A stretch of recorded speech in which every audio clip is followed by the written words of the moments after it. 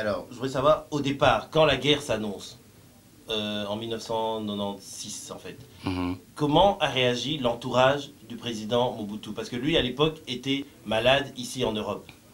Alors, je voulais savoir comment a réagi l'entourage, parce qu'on a l'impression qu'il y a eu un certain laisser-aller. On n'a pas pris au sérieux directement cette menace qui pesait sur le pays. Vous savez, le problème, et je l'épingle bien dans mon livre, et je l'ai décrit assez largement. Ici, je vais simplement me résumer compte tenu des contraintes du temps. Je crois que là, c'est un problème qui repose sur l'absence du suivi des dossiers de l'État. Parce que la guerre de l'Est à l'Est du pays, c'est un phénomène qui ne pouvait pas échapper aux responsables du pays à tous les niveaux que ce soit. Parce que nous étions tous informés de la situation. Il y a eu des missions de l'armée qui allaient à l'Est.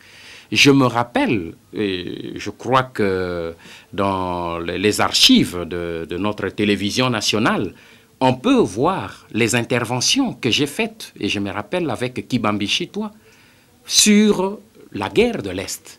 Et là, j'avais dit à la population, et ça s'adressait en même temps au gouvernement, que c'est un problème qui risque de prendre une ampleur du niveau national.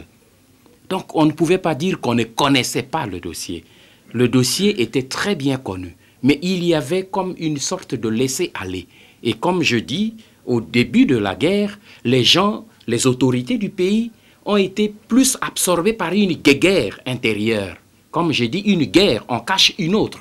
Il y avait la guerre qui venait de l'Est du pays, mais il y avait surtout la guerre des responsables.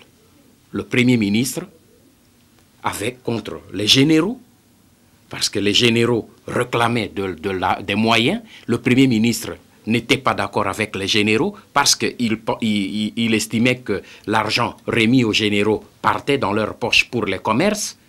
Il avait en partie raison, compte tenu de certaines réalités que nous vivions à l'époque. Je les décris, pas pour faire de la délation vis-à-vis de qui que ce soit. Ce n'est pas le but de mon livre. Ce n'est pas de faire du mal ou de noircir qui que ce soit. Mais il est un devoir d'écrire les événements tels qu'ils se sont passés. Même si ça fait du mal à certains, je leur demande pardon. Mais je dois faire prévaloir la vérité plutôt que d'avoir peur de blesser les gens. Mais il y a eu cette négligence où les gens étaient plus absorbés par les luttes de positionnement, parce qu'il faut retenir un élément que je relève dans ce livre. Mobutu malade et l'entourage, sachant que physiquement, il était presque inapte à pouvoir continuer à diriger le pays, eh bien, il s'est déclenché dans la tête du pays une guerre de positionnement pour pouvoir contrôler le pouvoir après Mobutu. Donc beaucoup de gens réfléchissaient sur l'après-Mobutu plutôt que sur la gestion de la guerre proprement dite. Voilà en peu de mots le sentiment que moi je dégage de l'atmosphère et de l'ambiance qui régnait à la tête du pays au moment où la guerre s'est déclenchée.